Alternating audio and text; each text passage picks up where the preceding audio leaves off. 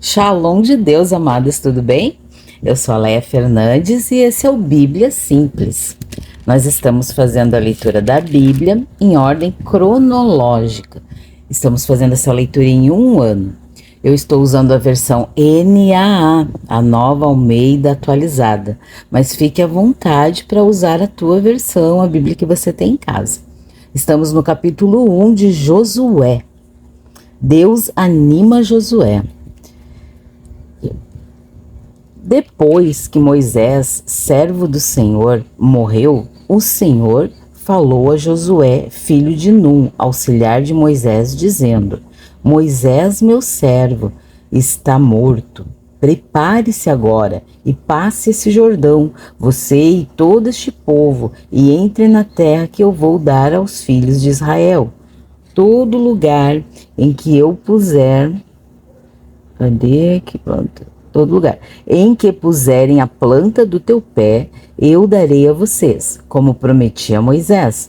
O território de vocês irá desde o deserto e o Líbano até o grande rio, o rio Eufrates, estendendo-se para através de toda a terra dos heteus e até o mar grande na direção do poente do sol. Ninguém poderá resistir a você todos os dias da sua vida.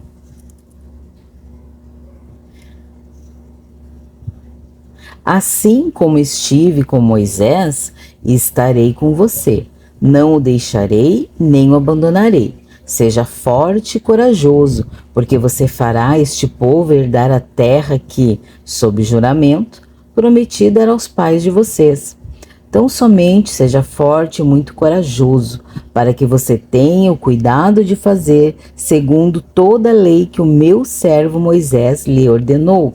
Não se desvie dela, nem para a direita, nem para a esquerda, para que seja bem-sucedido por onde quer que você andar. Não cesse de falar deste livro da lei, pelo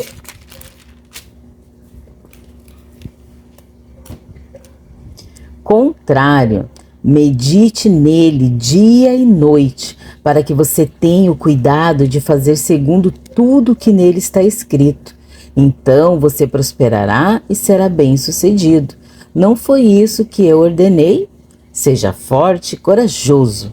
Não tenha medo, nem fique assustado, porque o Senhor, seu Deus, estará com você para onde quer que você andar. E isso o Senhor fala conosco também hoje, né? Para sermos fortes, corajosos, porque o Senhor está conosco, Ele luta por nós, né? Nós não devemos temer quando estamos obedecendo a direção, meditando na lei de Deus, né? E quando a gente medita, a gente se deleita, a gente passa um tempo com a palavra, recebendo do Senhor, né? Então não devemos temer o mal que tenta nos atingir, né? As coisas que vêm, os problemas que se levantam, porque o Senhor está lutando por nós, né? Versículo 10. Preparação para atravessar o Jordão. Então Josué deu ordens aos chefes do povo, dizendo: passem pelo arraial e ordenem ao povo, dizendo: preparem a comida, porque daqui a 3 dias vocês vão atravessar esse Jordão, para que entrem na terra que o Senhor seu Deus lhes dá, para que tomem posse dela.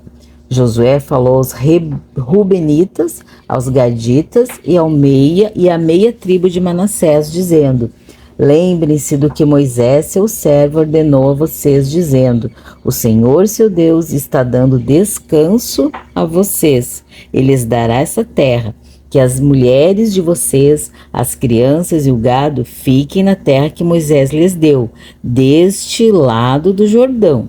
Mas vocês, todos os valentes, passarão armados na frente de seus irmãos e os ajudarão, até que o Senhor conceda descanso aos irmãos de vocês, como deu descanso a vocês, e eles também tomem posse da terra que o Senhor, o Deus de vocês, lhes dá. Depois vocês poderão voltar e tomar posse da terra que Moisés, servo do Senhor, lhes deu por herança deste lado do Jordão, para o nascente do sol. Eles responderam a Josué: tudo o que você nos ordenou, faremos, e aonde quer que você nos enviar, iremos. Como em tudo obedecemos a Moisés, assim também obedeceremos a você. Tão somente esteja você com o Senhor, seu Deus, como esteve com Moisés. Todo homem que se rebelar contra as ordens que você der e não obedecer às suas palavras em tudo que você lhe ordenar, será morto. Então, somente seja forte e corajoso. Amém. Então, eles sabiam, né, que nós não devemos obedecer líderes que não estão ouvindo a voz de Deus, que não estão debaixo da voz de Deus, que não estão seguindo a palavra de Deus, né? Temos que seguir o líder que está sob os mandamentos, que está debaixo dos mandamentos, que é um homem de Deus, né? Então não devemos seguir qualquer pessoa, né? Tem que cuidar muito isso aí quando a gente está num lugar ouvindo uma palavra e a pessoa sai da Bíblia, né? Começa a colocar ali adendos, né, à palavra, começa a adicionar coisas que não são bíblicas. Essa pessoa não deve ser ouvida, né? Ela vai trazer rebelião para nosso coração, né? Capítulo 2 não, né? Vamos para a nossa explicação do capítulo 1 primeiro, né? Nossa aplicação aqui espiritual. O livro de Josué, ele começa, né, logo após a morte de Moisés, né? Israel estava acampando ao próximo do Rio Jordão, pronto para entrar na Terra Prometida. Moisés havia conduzido o povo durante 40 anos pelo deserto, mas agora Deus levanta um novo líder, né? Josué. E Josué era conhecido naquela época ali pelos israelitas por ser o auxiliar de Moisés, né? Josué andava coladinho com Moisés, né? Ele foi um dos espias que foi fiel, né? Lá em Números 14, só sobraram 2 espias, né? Ele foi um desses 2. Ser um homem de fé, de coragem, ele era reconhecido por isso, né? Agora Deus comissiona ele para liderar a conquista da Terra Prometida, né? Então lá nos versículos 1 a 5, está nos falando dessa comissão, né? Deus fala diretamente com Josué e confirma a missão dele lá no versículo 2. Moisés, meu servo, é morto. Levanta-te, pois agora, passa esse Jordão, tu e todo esse povo, a terra que eu dou aos filhos de Israel. Então Deus está reafirmando ali a promessa que ele deu anteriormente para Moisés e os patriarcas, né? No versículo 5, Deus fala para ele: ninguém te poderá resistir todos os dias da tua vida. Como fui com Moisés, assim serei contigo. Não te deixarei, não te desampararei. Deus promete, né? Presença, proteção e vitória, né? A Israel e para Josué na liderança, né? Então, esse chamado à coragem e obediência acontece nos versículos 6 a 9. 3 vezes Deus diz para Josué: seja forte e corajoso. Mas a coragem, ela está ligada a obedecer a palavra de Deus, né, amados? No versículo 8, ele fala: não cesses de falar deste livro da lei. Antes, medita nele dia e noite, para que tenhas cuidado de fazer segundo tudo quanto nele está escrito. Josué, eu vou estar contigo, eu vou ser tua força, eu vou ser a tua direção, mas tu precisas te encher da minha palavra, meditar nela, estar com ela, que ela seja o teu centro, precisa estar alimentado da minha palavra, né? Para que tu tenhas cuidado em obedecê-la, em ser direcionado pela minha palavra, né? Conhecer a palavra, meditar na palavra, praticar a palavra. Esse é o segredo da prosperidade espiritual, né? E para todas as coisas na nossa vida, né? Porque quando nós estamos ligadas ao Senhor, quando o Senhor está, né, no senhorio da nossa vida, todas as outras coisas nos serão acrescentadas, né? Jesus já nos falou isso, né? Dos versículos 10 a 15, está falando sobre a organização do povo. Josué prepara Israel para atravessar o Jordão.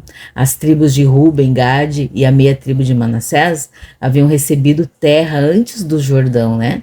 Mas ainda deveria ajudar os seus irmãos na conquista. eles iam deixar as famílias lá, as mulheres com as crianças, né, e o gado ali, e o pessoal que ia cuidar do gado das suas casas, mas os guerreiros iriam ir com seus irmãos para terminar a conquista, né, para eles entrarem em Jericó. Isso mostra unidade e responsabilidade coletiva no povo de Deus. E isso nós temos que praticar hoje também, né?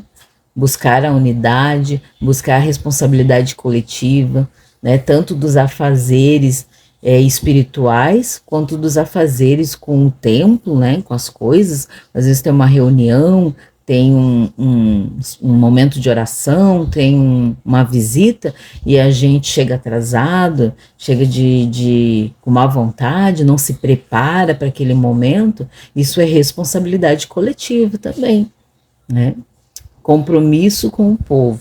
Versículos 16 a 18. O povo responde a Josué. No versículo 16, o povo fala, né? Tudo quanto nos ordenaste, faremos, e aonde quer que nos enviar, nós iremos. Eles reconhecem a autoridade que Deus dá a Josué. Eles entendem que Josué foi chamado, levantado por Deus para estar, né, no lugar de Moisés, né? E a mensagem cristocêntrica para isso, né? Como eu já li ontem, na leitura de ontem, o livro de Josué, né? Ele aponta profeticamente para Jesus, né? Inclusive, Josué e Jesus têm o mesmo nome em hebraico, né? Yeshua, que significa o Senhor salva, né? Isso é lindo, né? Assim como Josué conduziu o povo à terra prometida, Jesus também conduz nós, o seu povo, à salvação, ao reino de Deus, né? E o Novo Testamento, a gente vê isso claramente lá em Hebreus 4, nos versículos 8 e 9. Porque se Josué lhes houvesse dado descanso, não falaria posteriormente a respeito de outro dia. Portanto, resta um repouso para o povo de Deus, né? Glória a Jesus, né? Ou seja, né? Josué deu um descanso temporário, mas Jesus oferece o descanso eterno. Bênção, né? E uma aplicação espiritual para hoje, dentro desse capítulo, que Deus levanta novos líderes, né? A obra de Deus, ela não para. Moisés morreu, mas Deus levantou Josué. Mateus 9,37, Jesus nos fala, né? A seara é grande, né? A seara, na verdade, é grande, mas os trabalhadores são poucos, né? Deus continua levantando pessoas para a sua obra, sempre será necessário. Aonde Deus te chamou e tu estiver posicionada, tu vai sempre frutificar. Tu vai ser sempre um vaso precioso nas mãos do Senhor, né? Hebreus 13, versículo 5 nos fala, né? De maneira alguma te deixarei, nunca, jamais te abandonarei. E a vitória espiritual, ela vem pela palavra, né, amados? Josué deveria meditar na palavra dia e noite. O Novo Testamento confirma isso, lá em 2 Timóteo, no capítulo 13, versículos 16 e 17. Toda criatura é inspirada por Deus e útil para o ensino, para a repreensão, para a correção e para a educação na justiça, a fim de que o homem de Deus seja perfeito e perfeitamente habilitado para toda a obra, né? Então, quando nós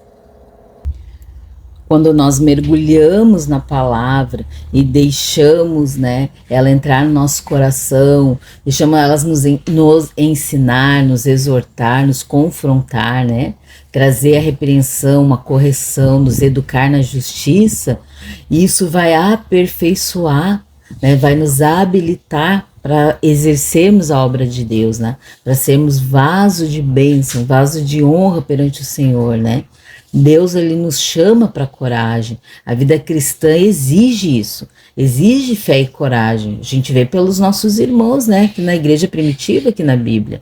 E até hoje é assim, né? João 16, 33, Jesus mesmo diz, né, no mundo passais por aflições, né, mas tem de bom ânimo, eu venci o mundo, né? A vida cristã não é algodão doce, né? Não é melzinho na chupeta, que nem a gente diz, né? A vida cristã exige esforço, exige fé, exige coragem. E nós vamos passar por momentos difíceis, vão haver aflições. Cristo mesmo nos disse, mas nós vamos passar, não vamos fazer morada nesses lugares, né? Mas é para nós termos o bom ânimo que vem do Espírito Santo, né? Porque Jesus venceu o mundo. Então, através do nome dele, nós também vamos vencer todas essas situações, né? Então, a conclusão que a gente tira aqui de Josué 1, Deus nos ensina que ele sempre cumpre as suas promessas, né? Deus levanta líderes para a sua obra. Ele mesmo levanta esses líderes, né? A vitória, ela vem pela obediência à palavra. Se não estivermos alicerçados na palavra, não adianta choramingar por vitória, jejuar por vitória, querer vitória, cantar vitória, falar em vitória. A vitória, ela vem pela obediência à palavra de Deus. A presença de Deus nos fortalece, sempre irá nos fortalecer, né? E Jesus é o verdadeiro Josué, que nos conduz ao descanso eterno. Assim como Josué guiou Israel rumo à terra prometida, Cristo guia o seu povo rumo ao reino eterno, né? E se a gente quiser viver as promessas de Deus para hoje, o que a gente precisa fazer? Confiar na presença de Deus, obedecer a palavra de Deus, viver com coragem espiritual. Porque quando nós mergulhamos na palavra, obedecemos a palavra e vivemos na presença de Deus, a coragem espiritual, a ousadia espiritual, ela vai nos preencher, né? Porque Deus, ele continua dizendo para nós hoje, seja forte e corajoso. Amém? Agora vamos para o capítulo 3. Perdão, vamos para o capítulo 2. Os espias e Raabe. Essa história de Raabe é linda, né? Que ela mostra para nós que a graça de Deus é para todas as pessoas, né? Raabe era uma prostituta que se converteu ao Deus de Israel e por se converter verdadeiramente, ela entrou para a linhagem de Jesus Cristo, né? Para a genealogia de Jesus Cristo. Olha que coisa mais linda, né? Deus realmente não faz acepção de pessoas, né? Da localidade de Sitim, Josué, filho de Num, enviou secretamente 2 espias, dizendo: vão e observem a terra e a cidade de Jericó. Eles foram e entraram na casa de uma mulher prostituta, cujo nome era Raabe, e pousaram ali. Então a seguinte notícia chegou aos ouvidos do rei de Jericó. Eis que esta noite vieram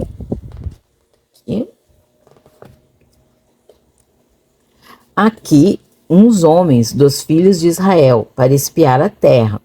Por isso o rei de Jericó mandou dizer a Raabe: traga para fora esses homens que vieram a você e que estão aí em sua casa, porque vieram espiar toda a terra. Mas a mulher que havia escondido os 2 homens respondeu: é verdade que os homens vieram até mim, mas eu não sabia de onde eram. Quando o portão da cidade ia ser fechado, sendo já escuro, eles saíram não sei para onde foram. Se forem depressa atrás deles, ainda os alcançarão. Porém, os tinha levado para o terraço da casa e os havia escondido entre as canas de linho que havia colocado em ordem no terraço. Aqueles homens foram atrás dos espias pelo caminho que leva ao Vals do Jordão. E depois que eles saíram, fechou-se o portão da cidade. Antes que os espias se deitassem, Raabe foi aonde eles estavam no terraço e lhes disse: bem sei que o Senhor deu essa terra a vocês, e que o pavor que vocês estão causando aqui sobre nós, e que todos os moradores da terra estão se derretendo de medo, porque ouvimos que o Senhor secou as águas do Mar Vermelho diante de vocês quando saíram do Egito.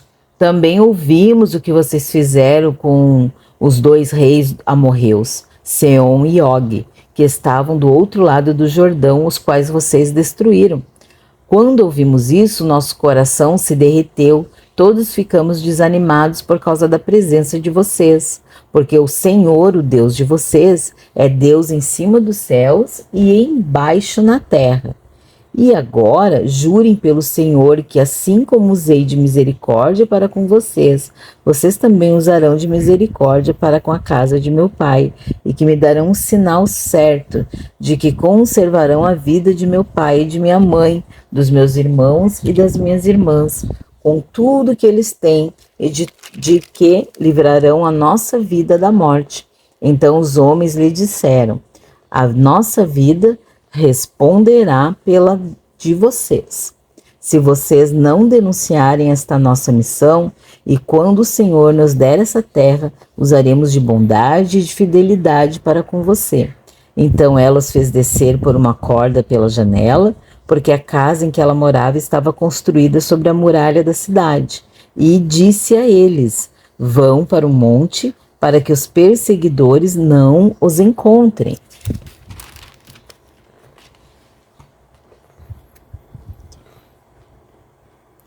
Escondam-se lá durante 3 dias, até que eles voltem e depois sigam o seu caminho. Os homens lhe disseram: estaremos desobrigados deste seu juramento que você nos fez jurar, se, quando entrarmos nessa terra, você não amarrar este cordão de fio de escarlate na janela por onde você nos fez descer.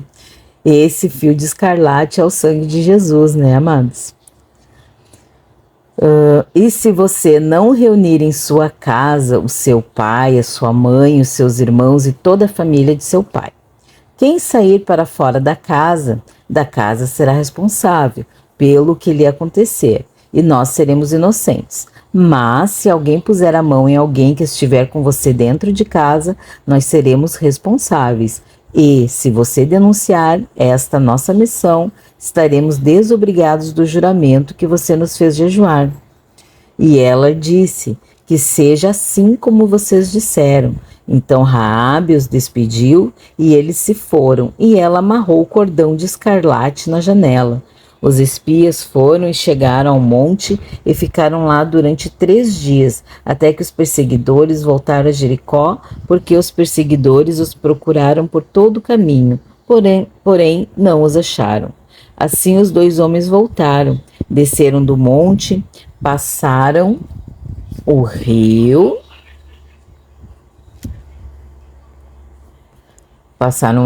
e vieram a Josué, filho de Num. E lhe contaram tudo o que lhes havia acontecido, e disseram a Josué: certamente o Senhor entregou toda essa terra em nossas mãos, e todos os seus moradores estão se derretendo de medo por causa de nós. Vamos para a explicação desse capítulo, né? Capítulo 2. Josué, ele envia 2 homens para espionar Jericó, né?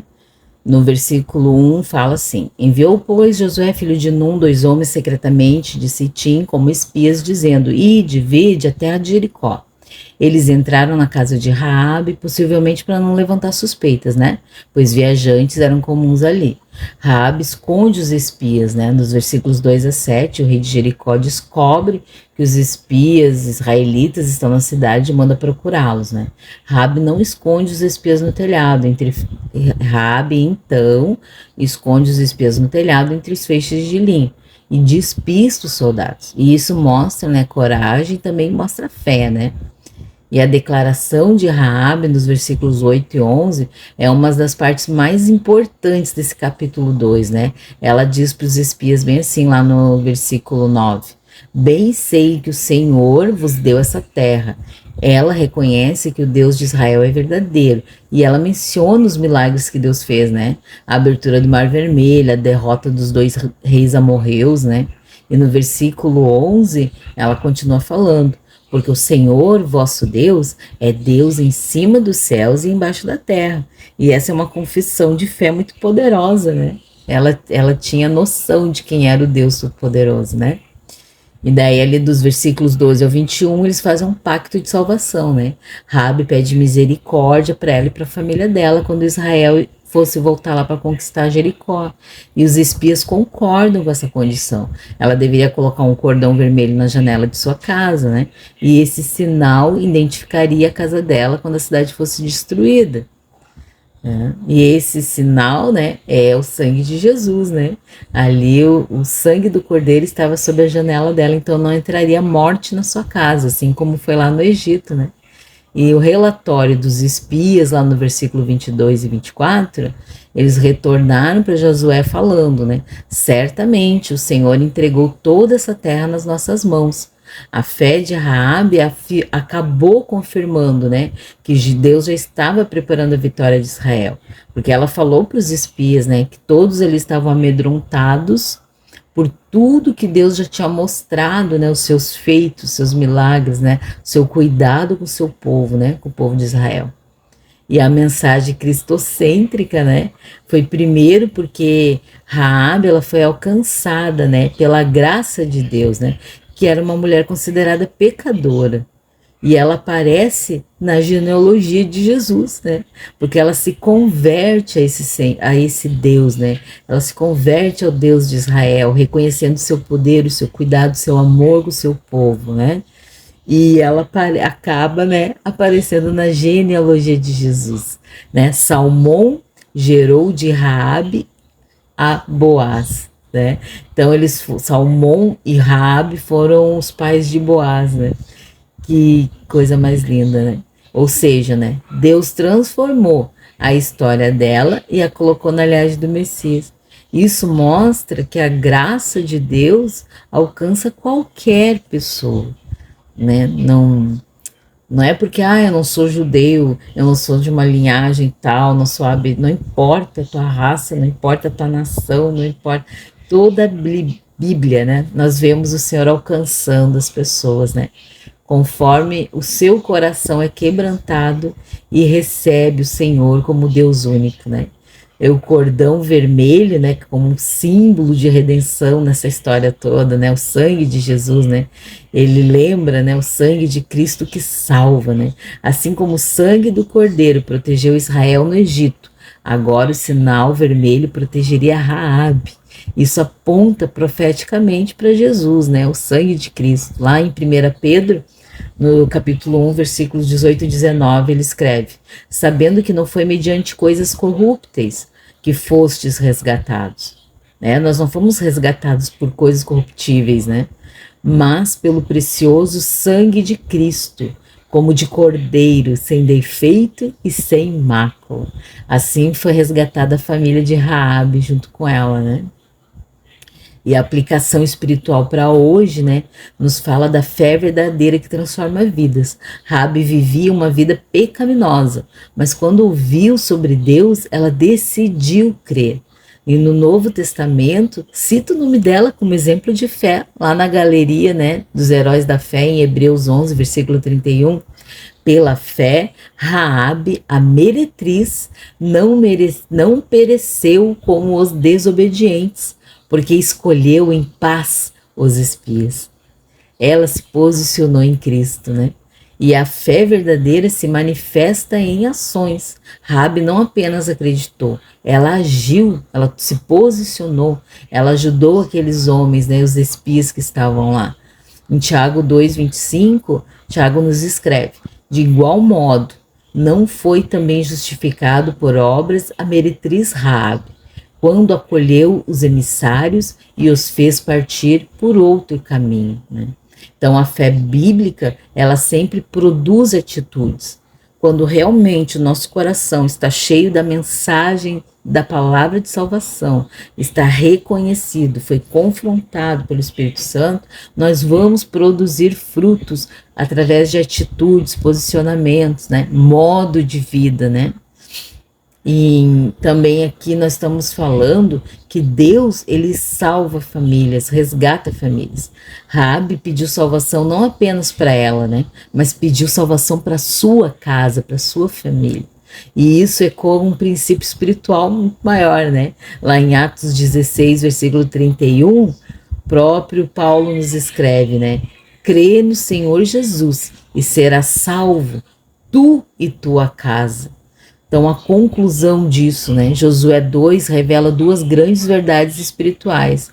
Deus trabalha antes mesmo das batalhas começarem.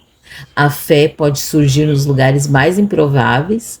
A graça de Deus transforma pecadores e o sinal da redenção aponta para Cristo, né? Raabe, uma mulher desprezada pela sociedade, ela tornou-se num exemplo de fé, parte da história da salvação e ancestral do Messias. Tudo isso porque ela decidiu crer no Deus verdadeiro. E assim como Raabe encontrou salvação em meio ao juízo, hoje também existe salvação em Jesus Cristo. Né? Romanos 10, versículo 9, Paulo nos escreve: se com a tua boca confessares Jesus como Senhor e em teu coração creres que Deus o ressuscitou dentre os mortos, serás salvo. Fica esse versículo para nós, né? Amém. Em nome de Jesus. Capítulo 3. A passagem do Jordão.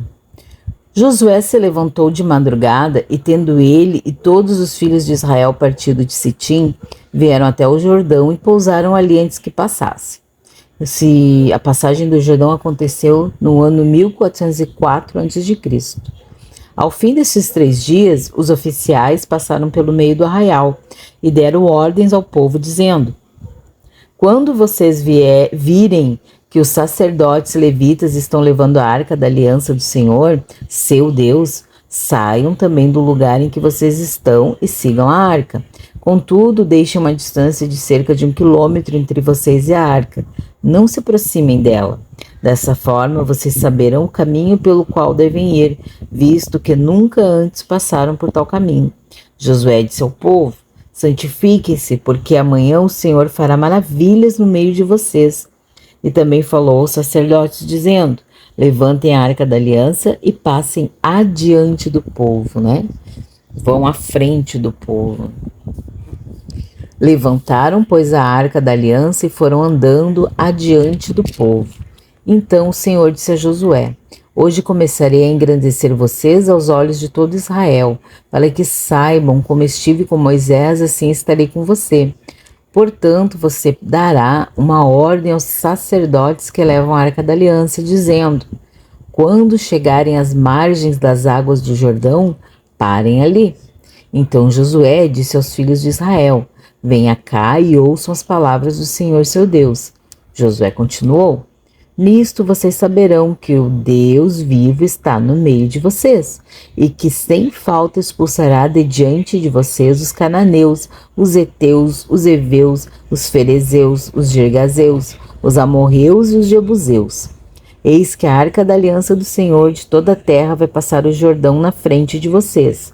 E agora escolham 12 homens das tribos de Israel, um de cada tribo. Quando as plantas dos pés dos sacerdotes que levavam a arca do Senhor, o Deus de toda a terra, tocaram as águas do Jordão, elas serão cortadas, a saber, as águas que vêm de cima e se amontoarão. Quando o povo saiu das suas tendas para passar o Jordão, os sacerdotes que levavam a arca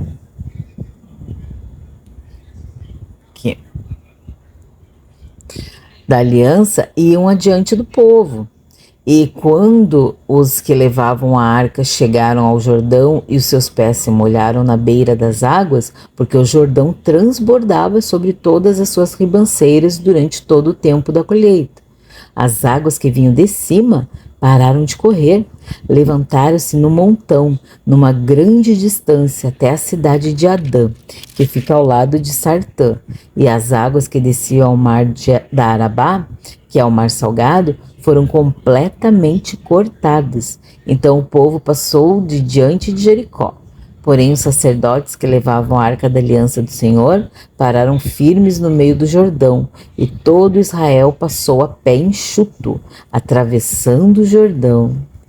Glória a Deus, né? Jesus sempre abre o caminho para uma vida nova, né, amados? Só basta confiarmos, né? Aleluia. Aqui no capítulo 3, né, depois lá do episódio de Raabe em Jericó, o povo de Israel finalmente se prepara para entrar na Terra Prometida, né? Entre eles e a terra prometida estava o rio Jordão, que naquela época do ano estava transbordando por causa da colheita. Humanamente falando, né, atravessar aquele rio com todo o povo, crianças, animais e pertences era impossível. Então Deus realiza um novo milagre, né? Semelhante ao que havia feito lá no Mar Vermelho nos dias de Moisés. Agora ele confirma a liderança de Josué diante do povo, né? Imagina, né? Então, ali dos versículos 1 a 5, antes do milagre acontecer, Josué ele orienta o povo para se preparar espiritualmente, né? Santificai-vos, porque amanhã o Senhor fará maravilhas no meio de vós. Isso mostra um princípio espiritual. Deus realiza grandes obras entre um povo que se consagra a Ele. Isso vale para nós hoje também, né? A Arca da Aliança ela vai na frente.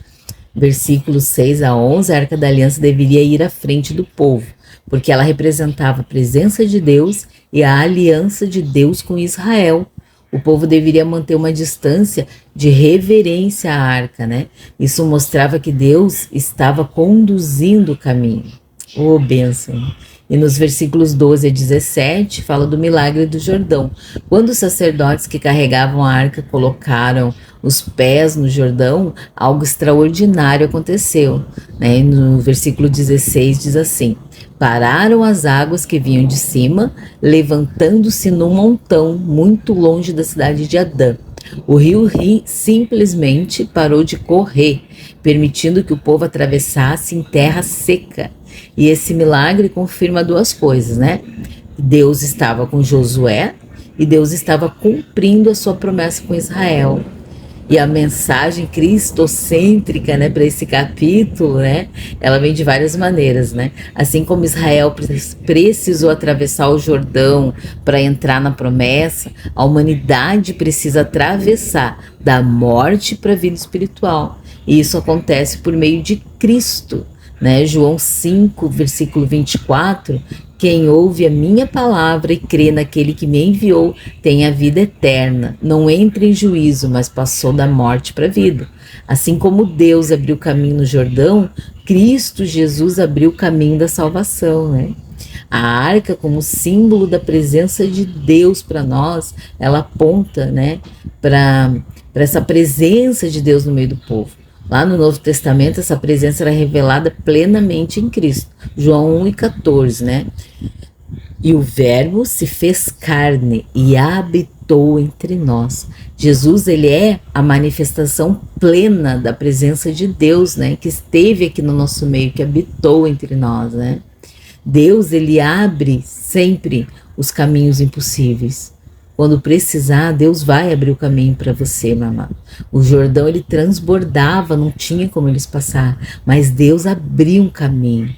E isso se repete espiritualmente também na nossa vida, hoje, né? Lucas 1,37 nos escreve assim: porque para Deus não haverá impossíveis em todas as suas promessas. A presença de Deus tem que estar sempre à frente.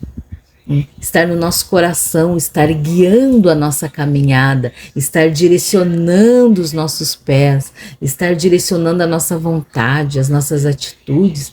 O Senhor, Ele que batalha as guerras por nós, é Ele que vence essas lutas por nós. O impossível Deus proverá, né? Hoje, né, Israel, naquela época, seguia a arca, né? Que representava a presença de Deus, né? Hoje nós seguimos Cristo. Cristo é a nossa arca, né? Então, através do Evangelho de Jesus, nós temos a presença de Deus. Jesus aponta para Deus, né?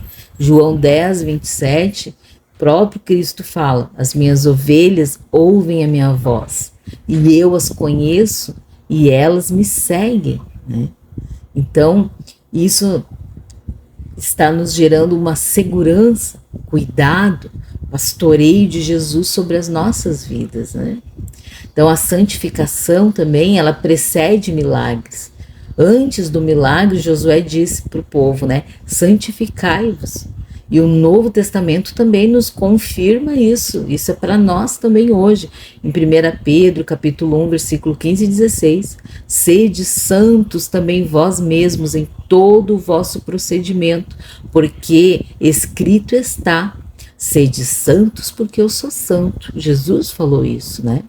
Deus confirma aqueles a quem ele chama. Deus realizou um milagre também para confirmar a liderança de Josué. Hebreus 13, versículo 7.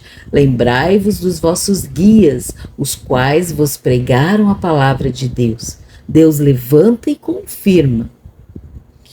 Então, a conclusão desse capítulo 3, né, nos mostra que Deus cumpre suas promessas, que Deus abre caminhos impossíveis, que a presença de Deus deve sempre ir à frente, né, é ela que nos direciona, e a santificação prepara o caminho para milagres. Não adianta a gente ficar mendigando oração em tudo quanto é lugar para Deus fazer uma obra na nossa vida. Se nós não nos separarmos, não nos santificarmos para estarmos na presença dele, não vai ter mover de Deus, né? Assim como Israel atravessou o Jordão rumo à promessa, Cristo nos conduz da morte para a vida. Aleluia, né? Muitas vezes a gente enfrenta o Jordão nas nossas vidas, né?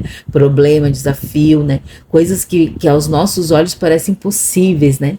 Mas quando nós seguimos a Deus com fé, Ele continua fazendo o mesmo, abrindo caminhos onde não existe caminho. Lá em 2 Coríntios, no capítulo 5, versículo 7, né? Paulo nos escreve, porque andamos por fé e não pelo que vemos, né? Creia, né? Jesus continua abrindo caminhos aonde não existe caminho. Creia com fé, né? Porque Ele age em nome de Jesus. Aleluia. Terminamos aqui a nossa leitura de hoje. Deus te abençoe.